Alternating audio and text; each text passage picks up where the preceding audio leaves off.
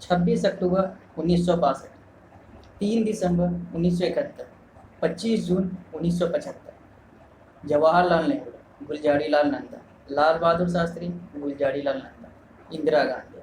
वंशक नमस्कार, मैं द मुनि श्रीवास्तव आप सभी लोग का स्वागत करता हूं आतंक समाचार के विस्फोट का। मैं यहां पर बात करूंगा आपातकाल का। भारत में लगे 1975 25 जून 1975 के आपातकाल का जो 21 महीने तक 1977 तक चला था। मैं यहाँ पर विश्लेषण करूँगा इसी आपातकाल का। लेकिन मैं यहाँ पर यह बता देना चाहता हूँ कि यह भारत का इकलौता आपातकाल या फिर पहला आपातकाल नहीं था। भारत में ये जो आपातकाल लगा था ये भारत के स्वतंत्र भारत के इतिहास का तीसरा आपातकाल था। पहला आपातकाल 1962 में, जैसा कि हमने बताया, 26 अक्टूबर 1962 को, दूसरा आपातकाल 3 दिसंबर 1971 को लगा था और तीसरा 25 जून 1975 को इंदिरा गांधी, तत्कालीन प्रधानमंत्री इंदिरा गांधी के द्वारा लगाया गया। पहला जो दोनों आपातकाल था 1962 का और 1971 का, ये दोनों युद्ध के कारण लगाए गए आपातकाल थे। भारत में युद्ध के कारण लगाए गए आपातकाल थे। 1962 में भारत चीन युद्ध और 1971 में भारत पाकिस्तान युद्ध, जिसमें बांग्लादेश पृथक होकर अलग देश बना था, बांग्लादेश का गठन हुआ था। जबकि 1975 वाला जो आपातकाल था ये युद्ध नहीं, जबकि आंतरिक डिस्टर्बेंस, इंटरनल डिस्टर्बेंस, आंतरिक जो कला थी उसके कारण, देश के आंतरिक कला के कारण, इंटरनल डिस्टर्बेंस के कारण लगाया गया आपातकाल।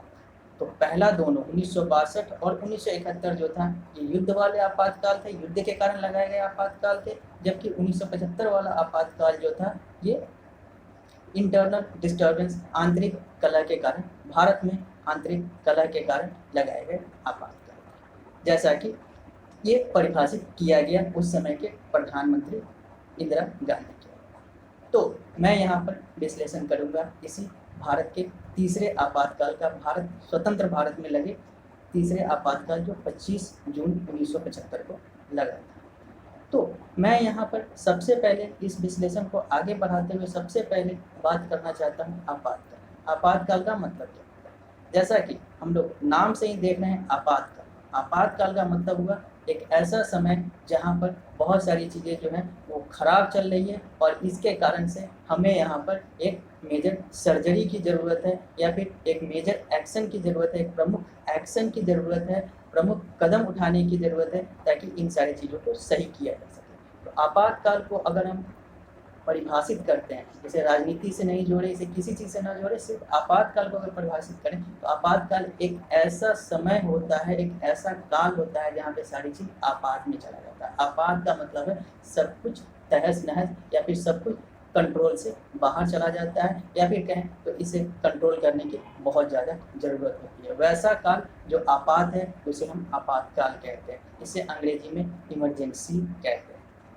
तो आपातकाल का मतलब है एक ऐसा काल, एक ऐसा समय जो आपात है, जो बहुत ज़्यादा सिचुएशन जो है जहाँ पे बहुत ज़्यादा हैंडल करने से की ज़रूरत है, जो कहीं ना कहीं हमारे कंट्रोल से बाहर जा रहा है, तो इसे आपातकाल कहते हैं। और भारत में ये जो तीसरा आपातकाल लगा 1975 में, जो ये आपातकाल इंदिरा गांधी के द्वारा लगाया गया, यहाँ पर कहा गया कि भारत में आंतरिक कलह है, इंटरनल डिस्टर्बेंस है, जिसके कारण से आपातकाल लगाने होंगे। अब यहाँ पर इस आपातकाल, ये जो पॉलिटिकल आपातकाल लगा है या फिर जो देश के आधार पे जो आपातकाल लगा, यहाँ पे हमें ये जानने की ज़रूरत है कि ये देश के आधार पे लगे आपातकाल का मतलब क्या है। तो जब देश के आधार पे लगे आपातकाल को हम परिभाषित करें तो ये भारतीय संविधान के आर्टिकल अनुच्छेद 352 के द्वारा परिभाषित होता है कि जब भारत में राष्ट्रीय आपदा दो कारण से, या तो युद्ध या तो आंतरिक डिस्टर्बेंस, आंतरिक कलह, इंटरनल डिस्टर्बेंस और वार, इंटरनल डिस्टर्बेंस और वार के कारण से अगर हमारे देश भारत में अकॉर्डिंग टू इंडियन कॉन्स्टिट्यूशन, हमारे देश भारत में अगर कुछ आपदा आती है तो हम वहाँ पे आपातकाल लगा सकते हैं।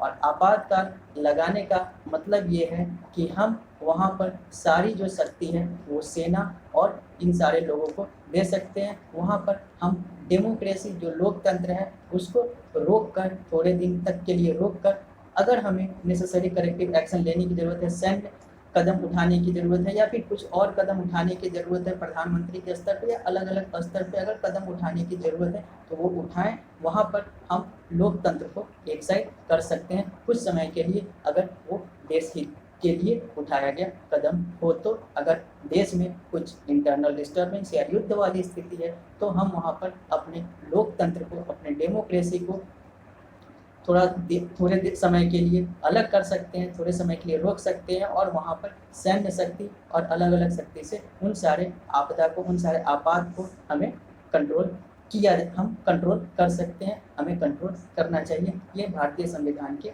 आर्टिकल 352 अनुच्छेद 352 में कहा गया। तो इसी के आधार पे आपातकाल लगता है। इंदिरा गांधी ने भी इसी के आधार पे आपातकाल लगाया। अब बात आती है कि ये जो आपातकाल है ये लगाया क्यों गया, क्यों इंटरनल डिस्टर्बेंस की जो बात आई ये क्यों आई, इंदिरा गांधी जो उस समय की प्रधानमंत्री थी उनके द्वारा ये आपातकाल की बात क्यों लाई गई या फिर क्यों लगाया गया। तो इसका जो सबसे बड़ा कारण है वो है एक चुनाव था एक ऐसा जो इंदिरा गांधी को मजबूर कर गया इस आपातकाल को। तो मैं यहाँ पर उस मुद्दे की बात करना चाहता हूँ जो आपातकाल का सबसे बड़ा कारण बना। कारण तो और भी बहुत सारे थे, वो सब छिटपुट कारण थे, लेकिन जो सबसे बड़ा कारण था वो था एक चुनाव। 1975 में हुए एक चुनाव जिसमें ये चीज़ें आई कि यहाँ पे कुछ चुनावी धांधली हुई है जिसके आधार पे आपातकाल का बुनियाद रखा गया और वो बाद में जाकर आपातकाल का रूप ले लिया। तो सबसे पहले मैं उस विषय पे बात करना चाहता हूँ कि आपातकाल का सबसे बड़ा कारण क्या था। तो आपातकाल का सबसे बड़ा कारण था इंदिरा गांधी बनाम राजनारायण। इंदिरा गांधी एक पार्टी से और राजनारायण दूसरे पार्टी से, दोनों एक ही जगह से चुनाव के लिए उम्मीदवारी दिए थे, दोनों एक ही जगह से चुनाव लड़ रहे थे, उत्तर प्रदेश के एक कॉन्स्टिट्यूएंसी से चुनाव लड़ रहे थे और वहाँ पर इंदिरा गांधी जो है वो राजनारायण को हरा देती हैं, राजनारायण सिंह को हरा देती हैं और इंदिरा गांधी वहाँ से लोकसभा सांसद चुन ली जाती है। फिर राजनारायण जो इंदिरा गांधी से हार गए थे वो उत्तर प्रदेश के उच्च न्यायालय, इलाहाबाद उच्च न्यायालय, उत्तर प्रदेश का उच्च न्यायालय जो है वो लखनऊ में ना, वहाँ पे मेन जो उच्च न्यायालय है वो उसकी राजधानी में ना होकर वहाँ के प्रयागराज में, अभी के प्रयागराज तत्कालीन इलाहाबाद में थी इलाहाबाद उच्च न्यायालय। तो इलाहाबाद उच्च न्यायालय में राजनारायण सिंह, जो राजनारायण के नाम से जाने जाते हैं, उन्होंने इंदिरा गांधी के खिलाफ वहाँ पर याचिका दायर की और कहा कि यहाँ पे जो इंदिरा गांधी ने ये जो चुनाव जीता है ये पॉलिटिकल धांधली, ये चुनावी धांधली किया है इन्होंने यहाँ पे जनता में शराब बांटे हैं, पैसे बांटे हैं और भी अलग अलग तरीके से जो इलेक्शन कमीशन है या फिर अलग अलग जो चुनावी अधिकारी हैं इन्होंने उनके साथ भ्रष्टाचार, अर्थात यहाँ पे उन्होंने उनके साथ सेटिंग करके अपने आप को इस चुनाव में जिताया है। नहीं तो मैं जीतता चुनाव, ये चुनाव जो है ये इंदिरा गांधी के द्वारा बेईमानी से जीता गया चुनाव। यहाँ पे उनके जो वकील थे उन्होंने कहा कि ये सारी और भी बहुत सारी बातें थी जो वहाँ पे एक्सप्लेन किया गया, वहाँ पे याचिका में डाला गया इलाहाबाद उच्च न्यायालय और वहाँ पर कहा गया कि ये जो चुनाव है ये धांधली है और इंदिरा गांधी के खिलाफ कार्रवाई होनी चाहिए।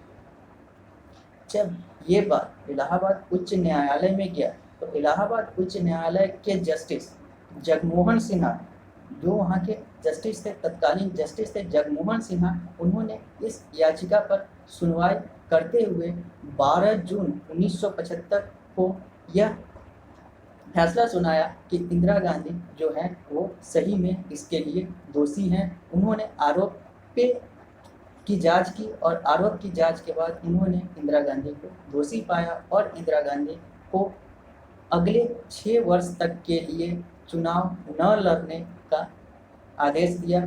चुनाव न लड़ने की बात कही कि इंदिरा गांधी जो है वो अगले 6 वर्ष तक चुनाव नहीं लड़ सकती हैं और भी अलग अलग वहाँ पे प्रतिबंध लगा दिए गए। 12 जून 1975 जब ये फैसला आया, क्योंकि ये उस समय का अपने आप में एक अनोखा केस था, क्योंकि किसी स्वतंत्र भारत के किसी भी प्रधानमंत्री, उससे पहले मात्र 2 ही प्रधानमंत्री बने थे, एक थे लाल बहादुर शास्त्री और एक थे जवाहरलाल नेहरू।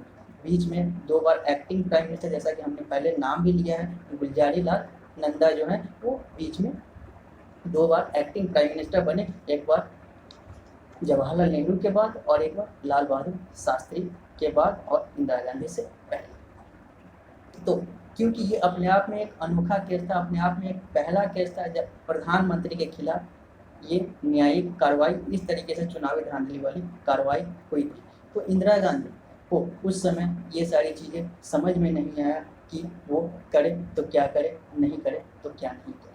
तो जब 12 जून 1975 को ये फैसला आया तो उन्होंने सोचा कि अब हमें आगे का क्या कदम उठाना चाहिए। तो उन्होंने उस समय अपने पार्टी की बैठक बुलाई, पार्टी के नेताओं की, सांसदों की, अध्यक्ष की बैठक बुलाई और फिर वहाँ पर ये मंथन हुआ कि अब हमें क्या करना चाहिए। तो फिर वहाँ पर ये मंथन होने के बाद एक चीज़ आई, एक बातें आई, जो निर्णय निकला कि अब हमें इस फैसले के खिलाफ अपील, इलाहाबाद उच्च न्यायालय के फैसले के खिलाफ हमें भारतीय सर्वोच्च न्यायालय में जाकर अपील करनी चाहिए, वहाँ पर याचिका डालनी चाहिए। उन्होंने ऐसा ही किया। जब उन्होंने ये चीज़ किया तो भारतीय सर्वोच्च न्यायालय ने इलाहाबाद उच्च न्यायालय के लगभग सभी फैसलों को जैसे था वैसे ही रखा, उसमें बदलाव नहीं किया। बस एक चीज़ वहाँ पर उन्होंने इंदिरा गांधी के पक्ष में किया कि आप प्रधानमंत्री बनी रह सकती हैं, लेकिन बाकी जो चीज़ें हैं उसमें वो सारी चीज़ें हैं जब तक अगली सुनवाई नहीं होती है तब तक। तो ये जो फैसला था ये 24 जून 1975 और 25 जून 1975 के दिन आया था सर्वोच्च न्यायालय का ये फैसला।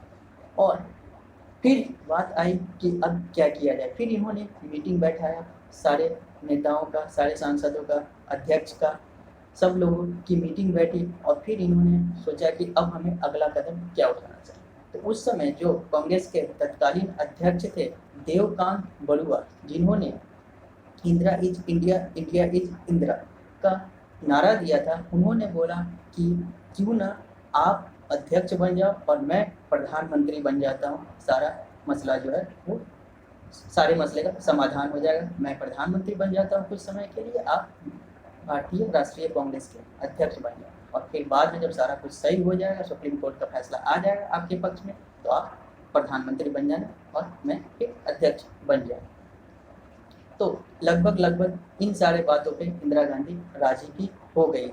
लेकिन उस समय इंदिरा गांधी के छोटे पुत्र, इंदिरा गांधी के 2 बेटे थे, एक बड़े पुत्र राजीव गांधी और छोटे पुत्र संजय गांधी। तो इंदिरा गांधी के छोटे पुत्र संजय गांधी ने इंदिरा गांधी को अलग बुलाकर कहा कि हमें दूसरों पर भरोसा नहीं करना चाहिए, हमें देवकांत बड़ुआ पे भरोसा नहीं करना चाहिए, ये आगे चलकर क्या करेंगे क्या नहीं करेंगे, कहीं अपना पाला बदल ले, फिर आप कहीं के नहीं रहोगे। तो उन्होंने सोचा कि अब हमें क्या कदम उठाना चाहिए। फिर उन्होंने आपस में बैठक की, आपस में बात की और उन्होंने आपातकाल लगाने का निर्णय लिया। और फिर इंदिरा गांधी ने सोचा कि अब मैं आपातकाल लगाऊंगी। आपातकाल का मतलब है कि अब मैं यहाँ पर सारे संवैधानिक प्रोसेस के तहत लोकतंत्र को भंग कर दूंगी और यहाँ पर अपने हिसाब से सैन्य शक्ति दूंगी भारत को और अपने हिसाब से मैं भारत को अब चलाऊंगी, क्योंकि यहाँ पर अगर मैं ऐसा नहीं करती हूँ तो शायद मेरी शक्ति छिन जाएगी। ये चीज़ कहीं ना कहीं उस सत्ता सुख और सत्ता के लालच की उपज थी, सत्ता के लालच की बात थी, जिसके कारण से इंदिरा गांधी और संजय गांधी को ये कदम उठाना पड़ा, जो शायद नहीं आतंक समाचार इसे बिल्कुल गलत मानता है। ये चीज़ नहीं होना चाहिए, ये आपातकाल जो है इस कारण से नहीं लगानी चाहिए, क्योंकि वहाँ पर सुप्रीम कोर्ट, इलाहाबाद उच्च न्यायालय, भारतीय सर्वोच्च न्यायालय सुप्रीम कोर्ट कहते हैं, इलाहाबाद उच्च न्यायालय, इलाहाबाद हाई कोर्ट, इन सब ने अपने तरीके से फैसला दिया था और इंदिरा गांधी को वहाँ पर वो चीज़ें सोचनी चाहिए थी, संजय गांधी को वो सारी चीज़ें सोचनी चाहिए। इसी बीच 25 जून 1975 को जब ये सारे फैसले आए, सुप्रीम कोर्ट के फैसले आए, तो उस समय के एक बहुत बड़े नेता जो बिहार के थे, जिन्हें जेपी के नाम से जाना जाता है, जयप्रकाश जिन्हें लोक नायक भी कहा जाता है वो, और विपक्ष के बहुत सारे लोग, बहुत सारे नेता, जिसमें अटल बिहारी वाजपेयी, लाल कृष्ण आडवाणी, सुब्रमण्यम स्वामी या बहुत सारे ऐसे ऐसे नेता जो थे वो दिल्ली पहुंच गए। और भारत के अलग अलग हिस्सों में ज़्यादा हिंदी बेल्ट जैसे उत्तर प्रदेश, बिहार, दिल्ली, राजस्थान, मध्य प्रदेश, छत्तीसगढ़ तो उस समय था भी नहीं, मध्य प्रदेश, और ये सारे जो हैं इन सारे जगहों पे बहुत ज़्यादा, हिमाचल, इन सारे जगहों पे लोगों ने और छात्रों ने बहुत ज़्यादा इंदिरा गांधी के खिलाफ नारे लगाए। और ये एक जो सम्मेलन था जयप्रकाश की अध्यक्षता में, लोकनायक जयप्रकाश की अध्यक्षता में ये दिल्ली में किया गया। और दिल्ली में उस सम्मेलन में, उस सभा में बहुत सारे लोग, हजारों लाखों की तादाद में लोग वहाँ पे उनके समर्थन में पहुँचे। और इंदिरा गांधी के खिलाफ जो ये सम्मेलन था जिसके समर्थन में 25 जून 1975 को ये सारी बातें हुई। दिन में सम्मेलन था और इस सम्मेलन ने इंदिरा गांधी को और ज़्यादा मजबूर कर दिया कि अब हमें इमरजेंसी लगाना ही चाहिए, नहीं तो ये जो जन आक्रोश है इसके तहत मैं कहीं ना कहीं अपने राजनीतिक दुश्मनों से पटखनी खा जाऊंगी, मैं हार जाऊंगी और आने वाले समय में भी मेरा जो राजनीतिक करियर है वो शायद सही न चले। तो इन सब को देखते हुए राजनारायण वाले मुद्दे, जो जिस मुद्दे को हम लोग state of Uttar Pradesh versus Rajnarayan Singh case से जानते हैं, उत्तर प्रदेश राज्य बनाम राजनारायण सिंह मुद्दे से जानते हैं, विषय से जानते हैं, ये मुद्दा फिर से जयप्रकाश वाले मुद्दे, लोकनायक जयप्रकाश वाले मुद्दे, इन सब ने इंदिरा गांधी को मजबूर कर दिया कि अब हमें इमरजेंसी लगाना ही होगा। और 25 जून 1975 जिस दिन में ये सम्मेलन होता है और रात में जेपी के द्वारा दिल्ली में सम्मेलन होता है, सभा होता है, और रात में उसी दिन के रात में 25 जून 1975 के रात में फखरुद्दीन अली अहमद के द्वारा साइन किया जाता है इस आपातकाल पे, इंदिरा गांधी द्वारा लाए गए आपातकाल पे, और फिर उसे उसी रात से इम्प्लीमेंट कर दिया जाता है। क्योंकि आपातकाल भारत में लगाने का प्रोसेस ये है कि आप आपातकाल तभी लगा सकते हैं जब उसमें राष्ट्रपति की स्वीकृति हो, राष्ट्रपति का हस्ताक्षर हो, राष्ट्रपति का सिग्नेचर हो। और उस समय के जो राष्ट्रपति थे, जो तत्कालीन राष्ट्रपति थे, वो भारत के फखरुद्दीन अली अहमद थे, और फखरुद्दीन अली अहमद ने उस पर हस्ताक्षर किया और वो जो है वो आपातकाल जो है वो लग गया, वो इम्प्लीमेंट हो गया। फिर उसी रात Indira Gandhi all India radio में जाकर आपातकाल की घोषणा करती हैं और कहती हैं कि अब आपातकाल लगा दिए गए हैं, अब लोगों से बहुत सारे मौलिक अधिकार जो है वो छीन लिए गए हैं। क्योंकि आपातकाल का मतलब ही है वहाँ पे लोकतंत्र की वहाँ पर को रोक दिया जाता है, या फिर लोकतंत्र को कुछ समय के लिए साइड लाइन कर दिया जाता है और वहाँ पे लोगों के अधिकार को छीन लिया जाते हैं, मौलिक अधिकार को छीन लिए जाते हैं राष्ट्रहित के नाम पर। क्योंकि ये इंटरनल डिस्टर्बेंस की बात करके आपातकाल लगाया गया। तो आपातकाल तो लग गया, और आपातकाल लग गए उसके बाद बहुत सारे लोगों की गिरफ्तारी हो गई। बहुत सारे जो विपक्षी लोग थे, बहुत सारे जो विरोधी लोग थे, इंदिरा गांधी के जो विरोधी लोग थे, इन लोगों की गिरफ्तारी की गई पुलिस के द्वारा और सेना के द्वारा, और अलग अलग तरीके से इन लोगों की गिरफ्तारी की गई। जो भी सरकार के खिलाफ बोलते थे उनकी गिरफ्तारी होती थी, क्योंकि उस समय आपातकाल था। आपातकाल का मतलब आपातकाल ही होता है, लोकतंत्र नहीं था। तो ये सारी चीज़ें उस समय लीगल थी, इलीगल नहीं थी, क्योंकि आपातकाल लग गया और आपातकाल में जो सेना जो सरकार करेगी वही मान्य होगा, वही सही होगा, वही वैधानिक होगा, वही संवैधानिक होगा, क्योंकि ये संविधान के आर्टिकल के तहत ही किया गया। तो ये सारी बातें हो। अब जब 1975 25 जून 1975 को ये आपातकाल लगा, और ये आपातकाल 21 महीने तक 1977 तक चला, और 21 मार्च 1977 ये आखिरी दिन था इस आपातकाल का। 25 जून 1975 से 21 मार्च 1977 21 महीने तक ये आपातकाल चला था। और इस आपातकाल के बीच में बहुत सारे अलग अलग विषय, बहुत सारे अलग अलग मुद्दे आए, जिसमें लोगों को ज़बरदस्ती जेल में डालना, जो भी इनके विरोधी थे उनको जेल में डालना, या फिर कहें तो संजय गांधी के द्वारा एक स्टरलाइजेशन, नसबंदी का जो निर्णय लिया गया या नसबंदी कराया गया, ये सारे कुछ मुख्य मुद्दे थे। और इसके अलावा भी बहुत सारे ऐसे मुद्दे थे जो इस आपातकाल के बीच में हैं, जिसका लोगों ने विरोध किया। चाहे वो संजय गांधी के द्वारा नसबंदी का लाया गया मुद्दा हो या फिर इंदिरा गांधी और संजय गांधी और अलग अलग नेताओं के द्वारा विरोधी नेताओं की बात हो, दबाने की बात हो या फिर प्रेस की आज़ादी खत्म होने की बात हो। क्योंकि जब लोकतंत्र ही नहीं है तो प्रेस की आज़ादी की बात ही नहीं आती है, और वहाँ पर प्रेस की आज़ादी जाएगी तो प्रेस का आज़ादी जाना भी एक बहुत बड़ा विषय बना उस इमरजेंसी में। हालांकि ये प्रेस की आज़ादी, यहाँ पे हमें ये समझना होगा कि जो भी चीज़ें हुई ये असंवैधानिक आना तो गैर कानूनी था, ये सब संविधान के तहत था। क्योंकि इमरजेंसी लगेगी तो प्रेस की आज़ादी जाएगी और बहुत सारी चीज़ें होंगी और हो गई ये सारी चीज़ें। तो अब मैं बात करता हूँ आपातकाल पे चल रहे अपने विचार का, आपातकाल पे चल रहे लोगों के विचार का। जो इंदिरा गांधी के विपक्षी हैं वो कहते हैं, या फिर जो कांग्रेस के विपक्षी हैं वो कहते हैं कि आपातकाल जो है ये लोकतंत्र पे काला धब्बा है, ये भारत के लिए एक काला अध्याय है। जबकि जो इंदिरा गांधी की पार्टी से जुड़े हुए हैं या फिर उनके पार्टी की विचारधारा या फिर उनके जो वंशज हैं वो इस पे खुलकर न तो इसका समर्थन कर पाते हैं न तो इसका विरोध कर पाते हैं। वो कन्फ्यूजन में रहते हैं कि मैं इसका समर्थन करूं या ना करूं, क्योंकि कहीं ना कहीं उन्हें इसके पीछे एक राजनीतिक मजबूरी दिखती है कि मैं इसका समर्थन कैसे करूं, क्योंकि ये एक कहीं ना कहीं बहुत सारी चीज़ों का हनन था, एक आपसी फायदे के लिए, एक आपसी प्रतिस्पर्धा के लिए। तो यहाँ पे कांग्रेस पार्टी जो है, जो इंदिरा गांधी के जो राजनीतिक उत्तराधिकारी हैं या फिर जो उनके बायोलॉजिकल उत्तराधिकारी हैं, वो सब भी इसके पक्ष में सही से नहीं बोल पाते और विपक्ष में भी नहीं बोल पाते, क्योंकि विपक्ष में भी कहीं ना कहीं उनकी आवाज़ दबी दबी से लगती है कि आपातकाल को विरोध में नहीं कर सकते। अब मैंने पहले ही बोला कि आतंक समाचार जिस आपातकाल को गलत मानता है, ये आपातकाल जो है वो सही नहीं है, नैतिक रूप से सही नहीं है, ये आपातकाल नहीं लगना चाहिए। क्योंकि कहीं ना कहीं अपनी सत्ता को बचाने के लिए इंदिरा गांधी ने ये आपातकाल है, बिल्कुल गलत है, नैतिक रूप से बिल्कुल गलत। लेकिन अगर हम इसे पूरी अच्छे तरीके से एनालाइज करें, क्योंकि आज की तारीख में बहुत सारी मीडिया, मैं भी एक मीडिया हाउस हूँ, आतंक समाचार एक मीडिया हाउस है, और हमारे बहुत सारे मीडिया हाउस जो हैं वो इस पर एक तरफा रिपोर्टिंग करते हैं।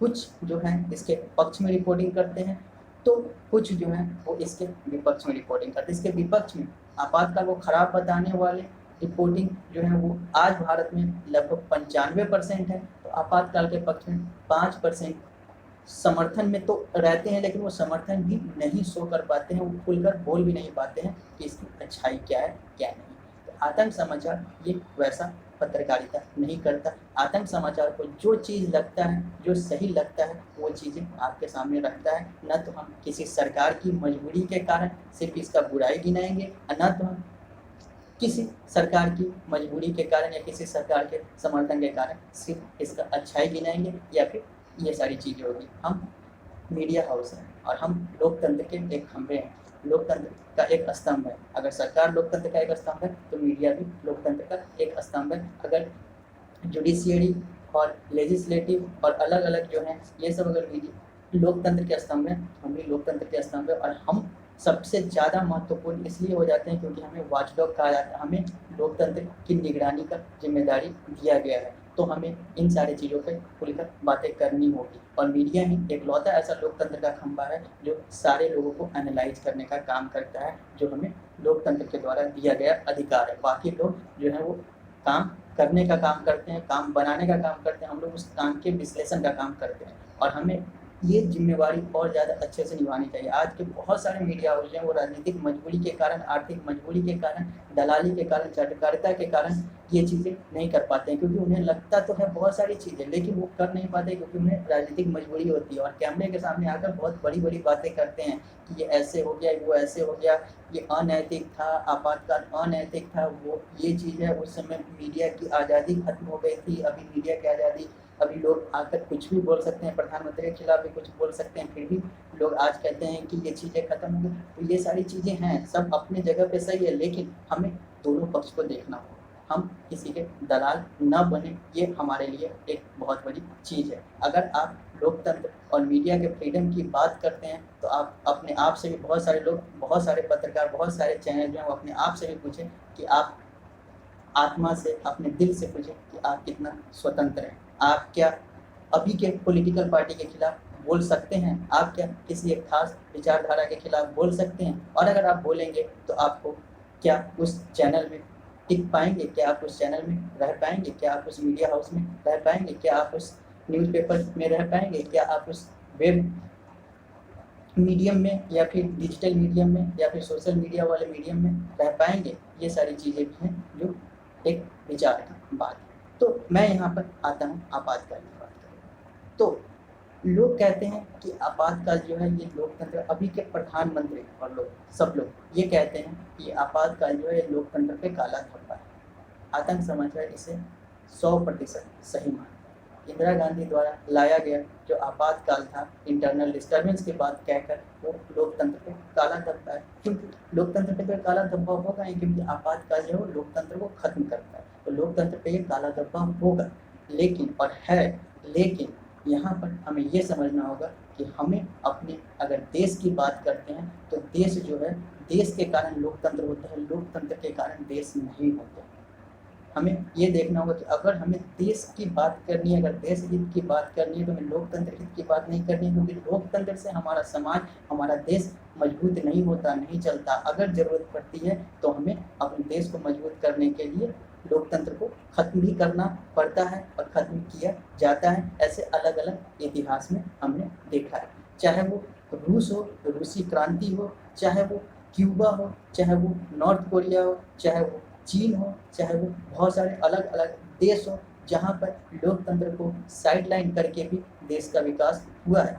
हम चीन की बात करेंगे तो बहुत सारे लोग बोलेंगे कि चीन जो है वो अपने लोगों पे शोषण करता है, शासन करता है और अपने लोगों के अधिकार की बात नहीं करता। तो आप सिर्फ चीन की नहीं, चीन में भी बहुत सारी अच्छाई है, लेकिन मैं सिर्फ चीन की बात नहीं, अगर आप रूस की बात करें, आप रूसी क्रांति की बात करें, आप फिदेल कास्त्रो के क्यूबा की बात करें, आप नॉर्थ कोरिया की बात करें, किम जोंग उन की नॉर्थ कोरिया की बात करें, आप बहुत सारे ऐसे देश देख लें जहाँ पर लोकतंत्र न होकर भी वहाँ का विकास है और वहाँ के लोग जो हैं वो खुश रहते हैं। तो सरकार चलाने के लीडरशिप के 3 स्टाइल होते हैं, 3 तरह की लीडरशिप होती है, एक ऑटोक्रेसी, एक डेमोक्रेसी और एक फ्री रेन। ऑटोक्रेसी मतलब तानाशाही, डेमोक्रेसी मतलब लोकतंत्र और फ्री रेन मतलब खुला साम्राज्य। तो ऑटोक्रेसी जहाँ पर जो नेता ही होता है वो सब कुछ होता है, डेमोक्रेसी जहाँ पर नेता जनता सब लोग मिलकर काम करते हैं, लोगों का तंत्र लोकतंत्र होता है। ऑटोक्रेसी तानाशाही होता है। और तीसरा जो फ्री रेन है, जहाँ पर खुला साम्राज्य, जहाँ पर जनता को सारे अधिकार दे दिए जाते हैं, लगभग सारे अधिकार दे दिए जाते हैं कि आपको जो करना है वो करो, लेकिन वहाँ पे जो कंट्रोल होता है, जो निगरानी होती है वो ऊपर के द्वारा, सरकार के द्वारा की जाती है, लेकिन वहाँ पर ज़्यादा आज़ादी जनता को दे दी जाती है, फ्री रेन।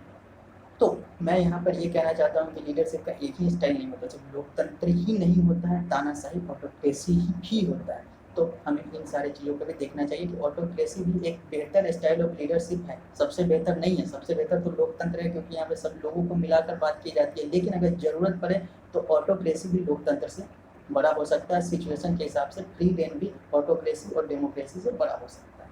तो यहाँ पर हम इसे मानेंगे कि लोकतंत्र पर काला धब्बा है, लेकिन लोकतंत्र के लिए हमें काम नहीं करना है। अगर हमें ज़रूरत पड़े तो मैं कहता हूँ कि लोकतंत्र को आप हटाकर बहुत सारी ऐसी चीज़ें हैं जिसको सही किया जा सकता है। आज के समय में भी हमें लगता है कुछ जगहों पे लोकतंत्र को खत्म करके आपातकाल लगाकर देश को सही किया जा सकता है। तो अगर देश हित की बात हो तो हमें आपातकाल लगानी चाहिए, वहाँ पे हमें लोकतंत्र की बात नहीं करनी चाहिए, क्योंकि लोकतंत्र जो है वो देश से बड़ा, देश से ऊपर नहीं है। अगर देश है तो लोकतंत्र, तो ये लोकतंत्र के लिए काला धब्बा है।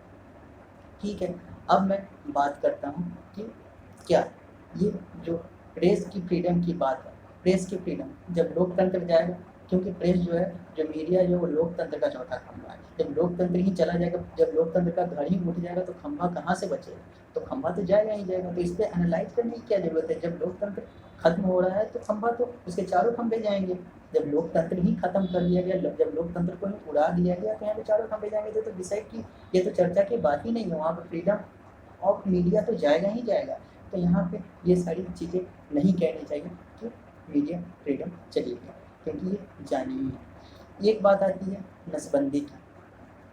वहाँ पर संजय गांधी जो छोटे पुत्र थे और राजनीतिक तौर पे सक्रिय थे और इंदिरा गांधी के साथ थे, उन्होंने नसबंदी किया। नसबंदी का मतलब होता है स्टरलाइजेशन। स्टरलाइजेशन का मतलब होता है जहाँ पर लोगों को पॉपुलेशन कंट्रोल करने के लिए लोगों के मेल और फीमेल दोनों के रिप्रोडक्टिव सिस्टम में कुछ ऐसे चीज़ कर दिए जाते हैं बायोलॉजिकल और सर्जिकल तरीके से, ताकि उनका जो रिप्रोडक्टिव सिस्टम है जिससे बच्चे पैदा होते हैं वो चीज़ें ना हो और ज़्यादा बच्चे पैदा ना हो, क्योंकि ये एक पॉपुलेशन कंट्रोल का एक तरीका माना जाता है। बहुत सारे देश में ये वैध हैं, बहुत सारे देश में ये अवैध हैं, बहुत सारे देश में ये कानूनी है, बहुत सारे देश में ये गैर कानूनी है। तो ये सारी चीज़ें, तो अगर हम स्टरलाइजेशन की बात करें, अगर नसबंदी की बात करें, अगर मेल रिप्रोडक्टिव सिस्टम को लॉक करने की बात करें, बंदी करने की बात करें, रोकने की बात करें जिससे ज़्यादा बच्चे पैदा ना हो या बच्चे पैदा ही ना हो, तो ये सारी चीज़ें भी हैं। ये कहीं ना कहीं मैं इसको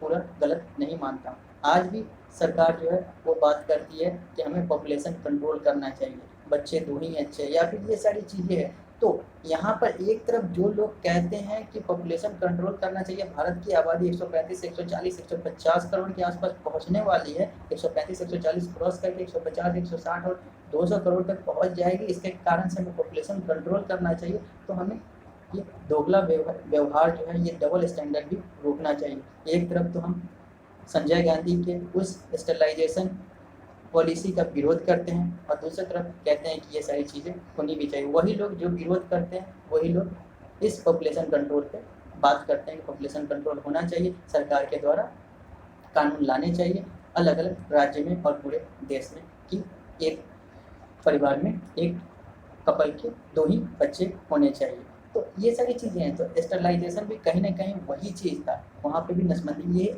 अलग बात है कि वहाँ पे ज़बरदस्ती वो नसबंदी भी कराई गई। तो बात वही आती है कि जब लोकतंत्र खत्म हुआ, बहुत सारी चीज़ें हुई, तो उस समय सरकार को जो अच्छा लगा वो उसने किया। तो मैं इसका पूरा समर्थन भी नहीं करता हूँ कि जहाँ पर पोस्ट स्टरलाइजेशन हुआ, जहाँ पर ज़बरदस्ती नसबंदी हुई, लेकिन कहीं ना कहीं ये चीज़ जो है वो गलत नहीं था, वो सही ही था। क्योंकि अगर पॉपुलेशन कंट्रोल की बात करते हैं तो मैं और यहाँ पे आज मैं हूँ या फिर पूरा देश हो या फिर सरकार हो, यहाँ पे अधिकांश लोग पॉपुलेशन कंट्रोल के समर्थन में रहते हैं कि ये सारी चीज़ें होनी चाहिए। तो फिर उस समय जो संजय गांधी ने किया वो भी कहीं ना कहीं गलत नहीं था, वो कहीं ना कहीं 95% सही ही था।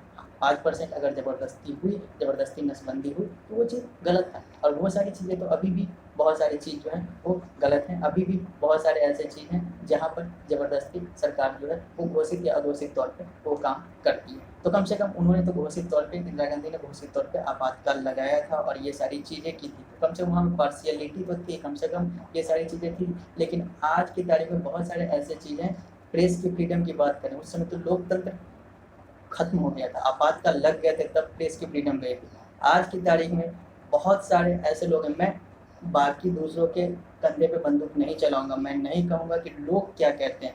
आतंक समाचार भी देख रहा है, आतंक समाचार भी एनालाइज कर रहा है कि आज की तारीख में प्रेस की फ्रीडम जो है वो उतनी नहीं है जितनी होनी चाहिए। उस समय तो लोकतंत्र नहीं था, तब ये चीज़ थी, तो वो वैधानिक थे, वो संवैधानिक थे, वो गैर कानूनी नहीं था। लेकिन आज की तारीख में लोकतंत्र है, लोकतंत्र की बात करते हैं, दुनिया के सबसे बड़े लोकतंत्र की बात करते हैं, और आज भी प्रेस की फ्रीडम कहीं ना कहीं आतंक समाचार को नहीं देखते। बाकी के कंधे पे मैं रख के बंदूक नहीं चलाऊंगा, मैं सीधा बोलूँगा कि मुझे नहीं देखता प्रेस की फ्रीडम, हर जगह पे नहीं दिखती। जब जो लोग आज़ादी की बात करते हैं, जो लोग प्रेस फ्रीडम की बात करते हैं, या फिर जो लोग कुछ ऐसी बातें करते हैं जो कहीं ना कहीं सरकार को चोट पहुंचाने वाली होती है, आज के सरकार को, आज के भाजपा सरकार को चोट पहुंचाने वाली होती है, तो उस पत्रकार को या फिर उस चैनल को कहीं ना कहीं दिक्कत पहुंचाया जाता है सरकार के द्वारा, घोषित रूप से या अघोषित रूप से। इसके बहुत बेहतरीन एग्जाम्पल हैं पुण्य प्रसून वाजपेयी, इसके बहुत बेहतरीन एग्जाम्पल हैं अजीत अंजुम, इसके बहुत बेहतरीन एग्जाम्पल हैं अभिसार शर्मा, या फिर बहुत सारी चीज़ें। मैं भी इनके हर बात से समर्थन नहीं करता हूँ, लेकिन कहीं ना कहीं इनकी भी अपनी अभिव्यक्ति की आज़ादी है, इन्हें भी अपनी बात कहने की आज़ादी है। अगर ये पत्रकार हैं तो ये जाकर पत्रकारिता कर रहे हैं, अगर ये सवाल पूछ रहे हैं गलत है या सही है, वो चीज़ विश्लेषण का बात है। तो अगर ये सवाल पूछ रहे हैं तो ये चीज़ है। लेकिन दूसरी तरफ से अगर मैं देखूं तो ये जितने भी मैंने पत्रकार की बात कही है, जिन्हें सवाल पूछने के कारण से या कहीं ना कहीं सरकार के से सवाल पूछने के कारण से इनको अपने चैनल से या जहाँ पे ये काम कर रहे थे वहाँ से हटाया गया, तो ये अब क्या करते हैं कि इन्हें उस चैनल से हटाया, लेकिन इन्हें पत्रकारिता से नहीं हटाया गया। और इन्हें पत्रकारिता से किसी की औकात नहीं कि जो इन्हें पत्रकारिता से हटा दे, बशर्ते कि ये खुद को अपने पत्रकारिता से ना हटाए। और आज की तारीख में अजीत अंजुम हो या फिर अभिसार शर्मा हो या फिर पुण्य प्रसून वाजपेयी हो, इन्होंने अपने आप को पत्रकारिता से हटा लिया। अब इनका उद्देश्य या फिर इनके अगर आप यूट्यूब या फिर अलग अलग सोशल मीडिया पर अगर आप जाकर इनके बात को सुनेंगे, इनके चीज़ों को ध्यान से देखेंगे, तो आपको पता चलेगा कि इनकी पत्रकारिता सिर्फ अभी की सरकार के विरोध में ही होती है, क्योंकि इन्हें लगता है कि अब इनका जो आगे का लक्ष्य, आगे का जो पत्रकारिता है, वो सिर्फ सरकार का विरोध करना ही, सरकार से बदला लेना ही। तो आप सरकार से बदला मत लीजिए, आप पत्रकारिता के साथ रहिए, आपको जो चीज़ सही लगता है वो देखिए। क्योंकि आप एक बार जब आप सही कर रहे थे तो आपको पत्रकारिता से निकाल दिया गया, तो वो चीज़ गलत था। अब आपको पत्रकारिता से निकाल दिया गया, तो अब आप चाह रहे हैं कि मैं बदला लूँ और पत्रकारिता इस तरीके से करूँ, तो ये भी गलत है। इससे भी आतंक समाचार गलत है। तो चीज़ वही है कि जब उस समय तो घोषित आपातकाल था, उस समय प्रेस की फ्रीडम नहीं थी। आज तो अघोषित आपातकाल है, आज भी तो प्रेस की फ्रीडम नहीं है। आज भी अगर कुछ ऐसे चैनल हैं जो सरकार के पक्ष की बात करते हैं या पक्ष में ही बात करते हैं, उनके चैनल पे अगर राहुल गांधी कुछ हो, उनके चैनल पे नहीं, बाहर में भी मार्केट में या फिर अलग अलग जगह पर जाकर राहुल गांधी कुछ उल्टा सीधा बोल देते हैं, तो उस पर डिबेट होती है, उसके एनालिसिस होते हैं, उसके 2-2 दिन तक उस पर चर्चे चलते हैं। लेकिन अगर अमित शाह या नरेंद्र मोदी या फिर कोई ऐसे लोग कुछ ऐसी बातें बोल देते हैं, तो उसको नज़रअंदाज कर दिया जाता है। मैं एक बेहतरीन एग्जाम्पल देना चाहता हूँ मेनका गांधी का। मेनका गांधी ने भी एक पशु चिकित्सक से कथित ऑडियो में गाली गलौज देकर बात, लेकिन इसका विश्लेषण नहीं हुआ, लेकिन क्योंकि ये भाजपा की सांसद है। अगर ये भाजपा के सांसद नहीं होती, इनके विरोधी दल की सांसद होती, चाहे वो कांग्रेस हो या तृणमूल कांग्रेस हो या कोई भी पार्टी हो, तो ये अभी तक एक बवाल बन गया होता, अभी तक इस मीडिया में ये बवाल बन गया होता। लेकिन ये नहीं बनेगा। ये इसलिए नहीं बनेगा क्योंकि यहाँ पर प्रेस की आज़ादी नहीं है, और जो पत्रकार हैं वो भी इसके विरोध में नहीं जाना चाहते, क्योंकि उन्हें अपने आर्थिक पक्ष को देखना है। उनको लगता है कि वो पैसा कमाएंगे तो उनका जीवन चलेगा। उन्हें ये नहीं पता कि जीवन सबका एक लिमिट है, और जब आप काम करेंगे, अगर आप दलाली ना करें तो आप जीवन के बाद भी याद रखे जाएंगे, अगर आप दलाली करेंगे तो आपको इस जीवन में भी गाली दी जाएगी। तो ये सारी चीज़ें हैं, तो इन्हें उन सारी चीज़ों को भी देखना होगा कि, और सरकार को भी देखना होगा कि हमें किसी पे दबाव नहीं डालना चाहिए, क्योंकि लोकतंत्र का तो मतलब यही होता है। जब आप लोकतंत्र पे ये चीज़ नहीं कर रहे हैं, अघोषित रूप से बहुत सारी चीज़ें हैं कि लोग कहेंगे कि ये आप क्या बोल रहे हो मेरे बारे में, कि आप क्या बोल रहे हो, आपके पास क्या सबूत है। तो वही बात है ना, सबूत ना है लेकिन आंखें तो है, सबूत नहीं है नज़रिया तो है, सबूत नहीं है सोच तो है। आपके पास न सबूत है न सोच है, तो आप अपनी बातें करो कि आपके पास न सबूत है न सोच है। अगर सोच और नज़रिया है भी तो आपके अंदर वो हिम्मत नहीं है कि आप बोल नहीं पाओगे, क्योंकि आपके अंदर कहीं ना कहीं वो कायरता, वो डरपोक है, पन है, जिसके कारण से आप ये चीज़ नहीं कर पाओगे। तो आप सोचो कि आप सबूत के पीछे रहो, मैं नज़र और उन सारे चीज़ों सोच के पीछे हूँ जो हमें दिखता है, और ये चीज़ें जो है एक गलत है। तो प्रेस की फ्रीडम अगर उस समय नहीं थी तो वो गैर कानूनी नहीं था, अभी जो नहीं है तो वो गैर कानूनी है। और बहुत सारे चैनल इसलिए सरकार के बहुत सारे चीज़ों के खिलाफ, चाहे वो मेनका गांधी की बात हो, चाहे वो अमित शाह के बहुत सारे ऐसे बयान हैं जिस पर डिबेट नहीं कर पाते, क्योंकि उन्हें पता है कि ये चीज़ें जो है वो उनके आर्थिक रूप को, आर्थिक पक्ष को कमज़ोर करेगी और उनके आर्थिक उत्थान को कमज़ोर करेगी, क्योंकि उन्हें लगता है कि आर्थिक उत्थान ही सबसे बड़ा चीज़ है। मैं यहाँ पर एक और एग्जाम्पल लेना चाहूँगा। अमित शाह का मुद्दा टीआरपी का मुद्दा था। अर्नब गोस्वामी क्या चैनल रिपब्लिक भारत, जो मैं अर्नब गोस्वामी का चैनल नहीं मानता हूँ।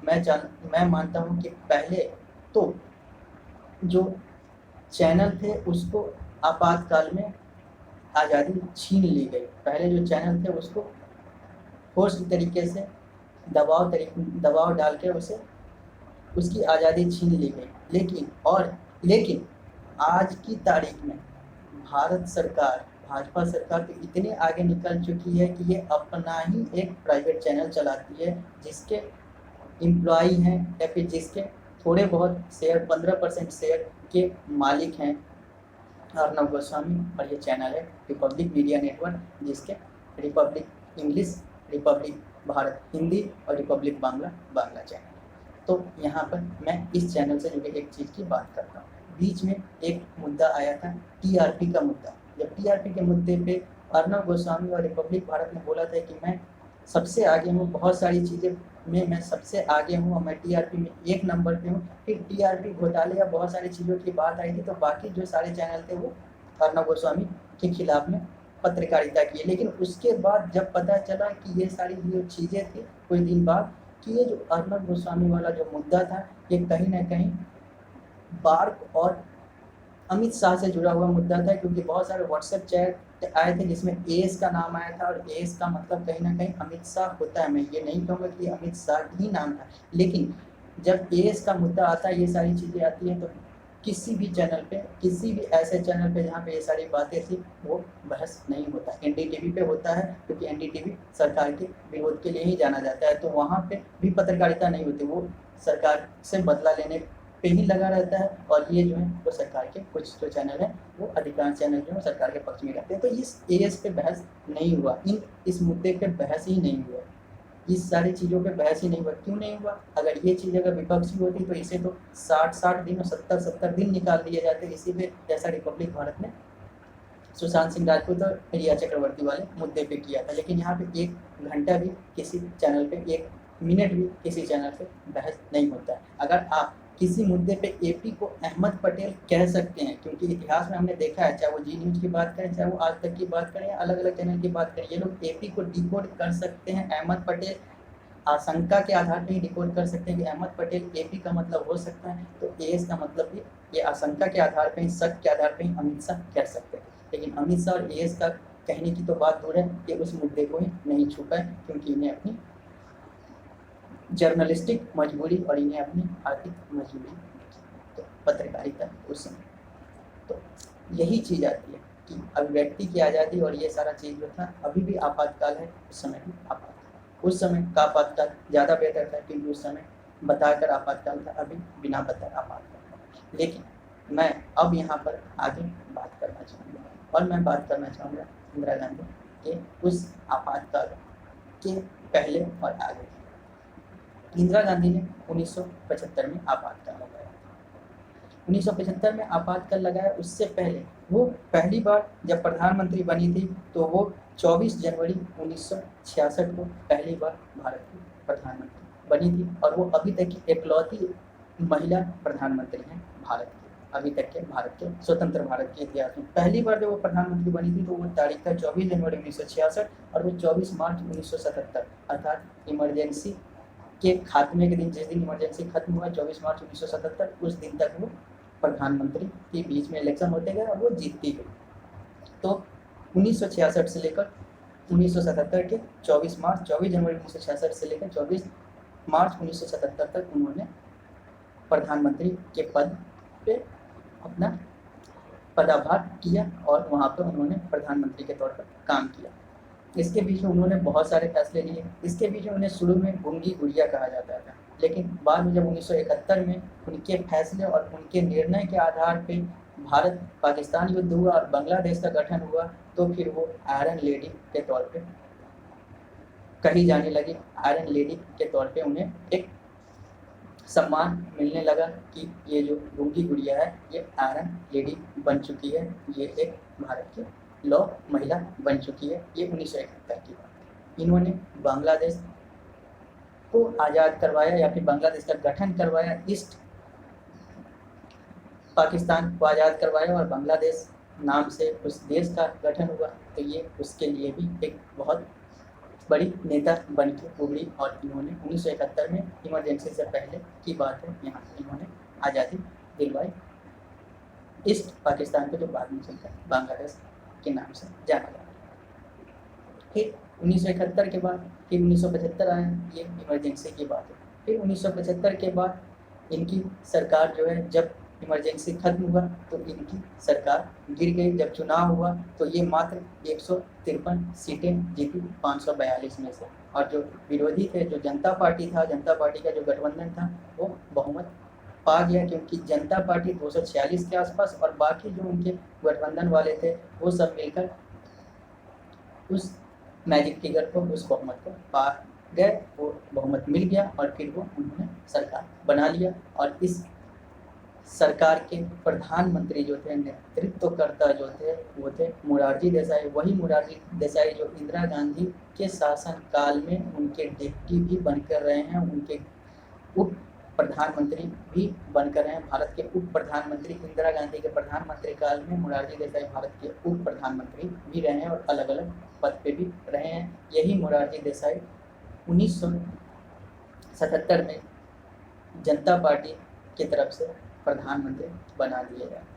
और वही राजनारायण सिंह जिन्होंने इंदिरा गांधी के खिलाफ मुकदमा किया था, याचिका दायर की थी, उन्हें इस मंत्रिमंडल में उन्हें स्वास्थ्य मंत्री बनाया जाता है। राजनारायण सिंह स्वास्थ्य मंत्री होते हैं, भारत सरकार के स्वास्थ्य मंत्री होते हैं और मोरारजी देसाई प्रधानमंत्री होते हैं। और जनता जो है वो इंदिरा गांधी को हरा रही थी। और इंदिरा गांधी के राज्य में पहली बार ऐसा हुआ था उत्तर प्रदेश में, जहाँ पर उन्होंने जो आरोप था कि उन्होंने धांधली से चुनाव जीता है, उस उत्तर प्रदेश राज्य में कांग्रेस पहली बार एक सीट भी नहीं जीत पाती है।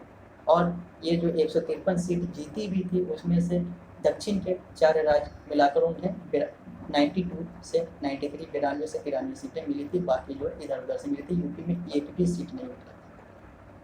तो वो इंदिरा गांधी, वो कांग्रेस जो आपातकाल से पहले इतनी ज़्यादा मजबूत थी, वो आपातकाल के बाद जनता के द्वेष का, जनता के विरोध का उन्हें वो विरोध झेलना पड़ा और वो सरकार गिर गई।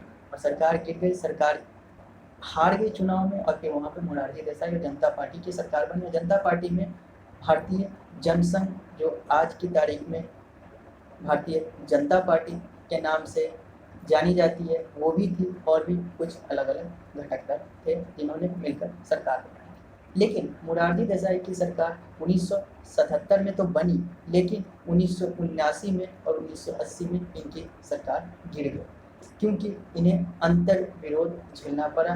क्योंकि इनके गठबंधन में, जैसे आज की तारीख में नरेंद्र मोदी के खिलाफ बहुत सारे लोग जो हैं वो गठबंधन बनाते हैं, अलग अलग विचारधारा के लोग गठबंधन बनाते हैं।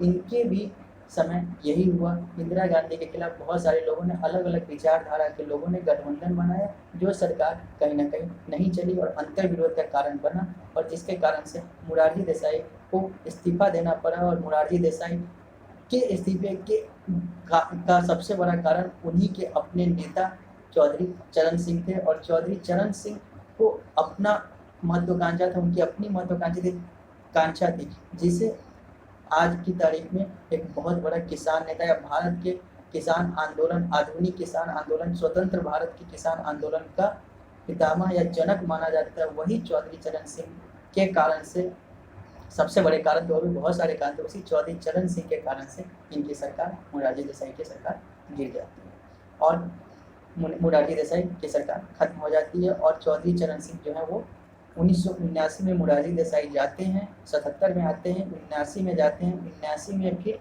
उसी सरकार में वो इस्तीफा देते हैं मोरारजी देसाई और प्रधानमंत्री बनते हैं चौधरी चरण सिंह, सिर्फ 65 सांसदों के समर्थन में, क्योंकि बाकी उनके खिलाफ और कोई था भी नहीं जो उतना फिगर ला सके। और चुनाव जो था वो 1980 में होना था। और 1980 में लगभग एक साल के आसपास, 1979 से 1980 के आसपास, वो एक साल भी नहीं, लगभग 6 महीने के अंदर वो सरकार भी गिर गई। और फिर से जब चुनाव हुआ तो जो 1971 में, 1975 से पहले जो कांग्रेस गरीबी हटाओ का नारा देती थी, वो जनता इस कांग्रेस के समय में उन्होंने एक नारा सुना, आधी रोटी खाएंगे इंदिरा जी को लाएंगे। क्योंकि उन्होंने देख लिया कि ये जितने भी आपातकाल के समय जो नेता उपजे थे या फिर ये सारी चीज़ें थी, ये हमें ही बेवकूफ़ बना रहे थे, क्योंकि इनकी अपनी राजनीतिक महत्वाकांक्षा थी। इन्हें देश हित से कोई मतलब नहीं था।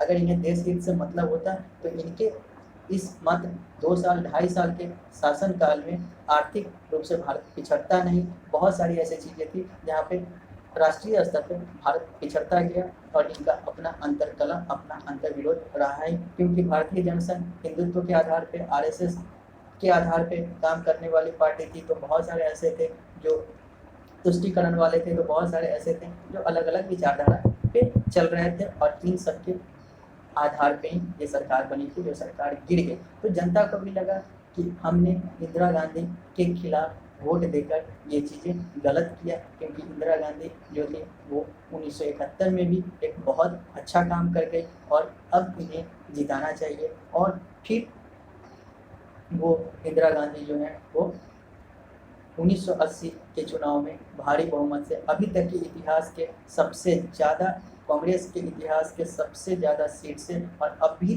तक के भारतीय इतिहास में, अगर हम जवाहरलाल नेहरू की बात छोड़ दें, तो अभी तक के भारतीय इतिहास में इंदिरा गांधी ने सबसे ज़्यादा सीट लेकर, सबसे ज़्यादा लोकसभा सांसद लेकर सरकार बनाए 1980 में। तो वही इंदिरा गांधी जो आपातकाल के समय एक तरीके से भारतीय विरोध जिनको झेलना पड़ा, वही अब जाकर एक बहुत बड़ी नेता के रूप में उभर गई, और जनता को भी लग गया कि इंदिरा गांधी जो है वो उस समय के लिए सबसे बेहतरीन प्रधानमंत्री थी। और आतंक समाचार को भी लगता है कि अभी तक के सबसे बेहतरीन प्रधानमंत्री में 3 प्रधानमंत्री का नाम आता है। एक नाम आता है नरेंद्र मोदी, जो अभी के वर्तमान प्रधानमंत्री हैं। एक नाम आता है अटल बिहारी वाजपेयी का, स्वर्गीय अटल बिहारी वाजपेयी का, और एक नाम आता है शहीद इंदिरा गांधी का। क्योंकि इंदिरा गांधी जब दूसरी बार, पहली बार 1966 से 1977 तक बनी प्रधानमंत्री, और जब दूसरी बार 1980 में वो प्रधानमंत्री बनी, तो फिर वो अपने शहादत तक प्रधानमंत्री रही। क्योंकि 1984 में उन्होंने सिख आतंकवाद के खिलाफ कदम उठाया। सिख आतंकवाद के खिलाफ, जैसा हमने पहले भी विश्लेषण किया ऑपरेशन ब्लू स्टार वगैरह का, यहाँ पर उन्होंने कदम उठाया, जिसके बाद सिख बॉडीगार्ड, उनके 2 सिख बॉडीगार्ड, या फिर कहें यहाँ पर कि सिख आतंकवादी, क्योंकि वो आतंकवादी ही एक तरीके से माने जाएंगे, सिख आतंकवादी ने उन्हें गोली मार दिया, और वो 31 अक्टूबर 1984 को शहादत प्राप्त कर गए। तो ये तब तक प्रधानमंत्री बनी रही। तो अभी तक के इतिहास के 3 बेहतरीन टॉप 3 प्रधानमंत्री की बात करें, तो उसमें नरेंद्र मोदी, इंदिरा गांधी और अटल बिहारी वाजपेयी की बात आती है। इसमें अगर 1, 2, 3 की बात करें, तो 1 नंबर पे इंदिरा गांधी, 2 नंबर पे नरेंद्र मोदी, और 3 नंबर पे अटल बिहारी वाजपेयी। आप 1 नंबर पे नरेंद्र मोदी को भी रख सकते हैं, 2 नंबर पे इंदिरा गांधी को भी रख सकते हैं, और 3 नंबर पे अटल बिहारी वाजपेयी। तो ये सारी चीज़ें, तो ये चीज़ें आती हैं। तो इंदिरा गांधी ने बता दिया, या फिर जनता ने जान लिया कि इंदिरा गांधी जो है वही उस समय के लिए सब भारत हित के लिए सबसे अच्छी प्रधानमंत्री थी। अब बात आती है कि वो इंदिरा गांधी जो आपातकाल से पहले और आपातकाल के बाद तक बेहतरीन थी, क्योंकि इस आपातकाल के बाद की सरकार ने लोगों को ये विश्लेषण करने पे मजबूर कर दिया और बता दिया कि जो है इंदिरा गांधी जो है वो कहीं ना कहीं ठीक है, वो अपनी आंतरिक महत्वाकांक्षा या फिर अपनी निजी महत्वाकांक्षा के कारण से आपातकाल वगैरह का फैसला लिया था, लेकिन कहीं ना कहीं वो चीज़ें जो है वो राष्ट्रहित में चला गया। बाद में लगा कि ये राष्ट्रहित की बात थी, क्योंकि अगर उनके बाद की जो सरकार थी वो कम से कम राष्ट्र को न आर्थिक रूप से मजबूत कर पाई, बल्कि कमज़ोर कर गई, और बहुत सारी ऐसी चीज़ें थी जो गलत हो गया, और इंदिरा गांधी के समय वो सारी चीज़ें मजबूत हो रही थी। और मैं तो यहाँ तक कहता हूँ कि अगर 1984 में इंदिरा गांधी साहब की शहादत नहीं होती, अगर वो जीवित रहती, क्योंकि इंदिरा गांधी की शहादत के बाद उनके छोटे बेटे राजीव गांधी भारत के प्रधानमंत्री बने, क्योंकि बड़े बेटे संजय गांधी 1980 में ही उनकी मृत्यु हो गई, वो मारे गए। तो ये सारी चीज़ें हुई। तो अगर मैं ये कहता हूँ, आतंक समाचार ये कहता है कि अगर 1984 में इंदिरा गांधी की शहादत नहीं होती, तो 1989, 90, 91 के दौर जब कश्मीरी पंडितों को कश्मीर से भगाया गया था, ये भी नहीं होता, और आज कश्मीरी पंडित भी हैं वो कश्मीर में रहते, शायद ये भी चीज़ नहीं होता। 100% की बात नहीं करता हूँ, लेकिन आतंक समाचार ये अनुमान लगाता है, ये मानता है, 99% ये मानता है कि ये चीज़ें नहीं होती, और आज कश्मीरी पंडित जो हैं वो कश्मीर में रहते, और वहाँ से कम ये जो कश्मीरी आतंकवाद है, जो इस्लामिक आतंकवाद है, इसको जिस तरीके से उन्होंने सिख आतंकवाद को पाकिस्तान में ख़त्म किया, उसी तरीके से या कम किया, उसी तरीके से ये सारी चीज़ें भी कर सकती थी, और इनके शासनकाल में कम से कम ये चीज़ें नहीं हो सकता था। ये तो उस समय दूसरे प्रधानमंत्री थे, जिसके कारण से ये सारी चीज़ें हो गई, जहाँ पे इच्छा शक्ति की कमी थी। इनके पास तो वो इच्छा शक्ति थी, ये तो वो दुर्गा बन गई, देवी दुर्गा बन गई हैं, राजनीति में देवी दुर्गा और बहुत सारी चीज़ें कहा गया और इन्हें भारत रत्न भी मिला। इन्होंने अपने प्रधानमंत्री काल में ही अपने आप को भारत रत्न दिया। ये कोई मुद्दा नहीं है, इस मुद्दे पे हम बाद में चर्चा करेंगे, लेकिन हमें लगता है कि अगर कोई अपने आप को भारत रत्न देता भी है तो ये बुराई नहीं है अगर उसके अंदर काबिलियत हो, और इंदिरा गांधी के अंदर वो काबिलियत थी। जैसे इंदिरा गांधी को पता हो या ना हो, पूरी दुनिया को पता है, भारत को पता है, हमें पता है, आपको पता है, और नहीं पता है तो पता होना चाहिए। ठीक है, अब मैं अपने इस विश्लेषण को खत्म करने की तरफ आगे बढ़ता हूँ, अंतिम रूप देना चाहता हूँ, और मैं यहाँ पर यही कहना चाहता हूँ कि आपातकाल जो है वो भारत के लोकतंत्र के लिए काला धब्बा हो सकता है, भारत के लिए वो काला धब्बा नहीं था, क्योंकि आपातकाल के बाद का जो सिचुएशन था, मोरारजी देसाई और चौधरी चरण सिंह वाला जो सिचुएशन था, वो कम से कम ये चीज़ बता जाता है कि इंदिरा गांधी बेहतर थी, बेहतर हैं और बेहतर रहेंगी, और इंदिरा गांधी ने भारत को एक मजबूत नेतृत्व दिया था, और इंदिरा गांधी वास्तव में वो भारत रत्न हैं, वो देवी दुर्गा के अवतार हैं जिन्होंने भारत को एक तरीके से मजबूत किया था। और यहाँ पे बहुत सारे लोग कहते हैं कि उस समय इंदिरा गांधी और संजय गांधी, या फिर अभी की जो पॉलिटिकल पार्टी है, या फिर अभी के जो पॉलिटिकल पार्टी की तरफ रुझान रखने वाले जो मीडिया हाउस है, ये कहते हैं कि उस समय संजय गांधी और कम से कम आपातकाल के समय तक या फिर 1980 तक, जब तक संजय गांधी की मृत्यु नहीं हुई, कि कांग्रेस और देश को जो है वो मोरारजी देसाई और चौधरी चरण सिंह के टेन्योर को अलग करें, तो इंदिरा गांधी और संजय गांधी माँ और बेटे चलाते थे, और अभी भी कांग्रेस को माँ और बेटा ही चला रहा है, वो सोनिया गांधी और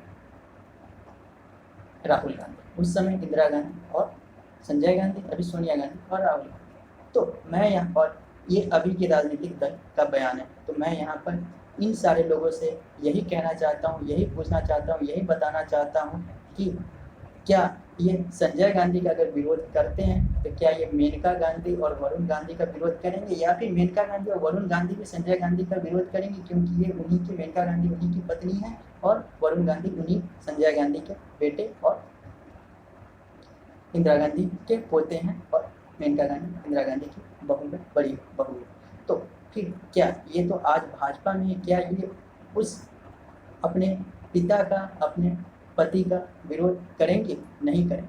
तो वही चीज़ है कि जब राजनीति है तो सब कुछ जायज़ है। आप भी बहुत सारे ऐसे चीज़ें हैं जहाँ पे आप तानाशाही पर चल रहे हैं, तो बहुत सारी ऐसी चीज़ें हैं जहाँ पर ये सारी चीज़ें आती है। और एक चीज़ मैं जाते जाते ये भी कह दूँ कि जो आपातकाल सरकार बनी थी, मोरारजी देसाई की आपातकाल के बाद जो सरकार बनी थी मोरारजी देसाई की, उसके बाद जो बीच में मोरारजी देसाई इस्तीफा देते हैं और चौधरी चरण सिंह सरकार बनाते हैं, उस समय सरकार जब चौधरी चरण सिंह बना रहे होते हैं तो वो उसी इंदिरा गांधी वाले कांग्रेस से जाते हैं समर्थन मांगने। वो तो दूसरी बात है कि इंदिरा गांधी के कांग्रेस ने उस समय उनका समर्थन नहीं दिया था। तो राजनीति तो इतनी ज़्यादा गिरी हुई है, जो लोग चौधरी चरण सिंह और जयप्रकाश नारायण और मोरारजी देसाई की बात करते हैं, उन लोगों को ये भी चीज़ देखना चाहिए, जानना चाहिए, समझना चाहिए, और अगर समझते हैं तो बताना चाहिए, बोलना चाहिए, हिम्मत रखनी चाहिए कि चौधरी चरण सिंह की सरकार ने मदद, या चौधरी चरण सिंह ने मदद मांगा था उसी इंदिरा गांधी वाले कांग्रेस से कि आप मेरा सपोर्ट करो क्योंकि मुझे प्रधानमंत्री बनना है। वो तो इंदिरा गांधी वाले कांग्रेस ने इनका समर्थन नहीं किया था, क्योंकि इंदिरा गांधी जो थी वो जब ये चीज़ें आई थी, जब आपातकाल की बात आई थी, उससे पहले कांग्रेस में कुछ ऐसे प्रभुत्व और बहुत सारे ऐसी चीज़ों की बात आई थी जिसमें इंदिरा गांधी को कहा जाता था कि ये डिक्टेटर बन रही है। उस समय कांग्रेस जो है वो दो धुरी में बट गई थी, दो कांग्रेस में बट गई थी, एक इंडियन नेशनल कांग्रेस ओ और एक इंडियन नेशनल कांग्रेस आर। ओ का मतलब ऑर्गेनाइजेशन, आर का मतलब होता है यहाँ पे हमने ये इंदिरा गांधी वाला जो कांग्रेस था, Indira Gandhi INCO INCR, Indian national Congress organisation, Indian national Congress requisitionist. तो ये दोनों जो थे, ये एक इंडियन नेशनल कांग्रेस ओ और एक इंडियन नेशनल कांग्रेस आर बनी। इंडियन नेशनल कांग्रेस ओ के अध्यक्ष जो थे या फिर जो संस्थापक हैं वो कुमार स्वामी कामराज थे, जो भारत रत्न जिन्हें बाद में मिला, और एक इंदिरा गांधी का इंडियन नेशनल कांग्रेस आर था। तो मैं अंत में यही कहना चाहता हूँ कि हमें हर चीज़ को सही तरीके से विश्लेषित करने की ज़रूरत है। और आपातकाल जो है ये एक तरफा हमें इसे ये नहीं कहना चाहिए कि आपातकाल जो है वो खराब है, आपातकाल जो है वो भारत के लिए गलत था। वो भारतीय लोकतंत्र के लिए गलत था, भारत के लिए गलत नहीं था। और लोकतंत्र जो है वो किस देश से ऊपर नहीं होता। नमस्कार।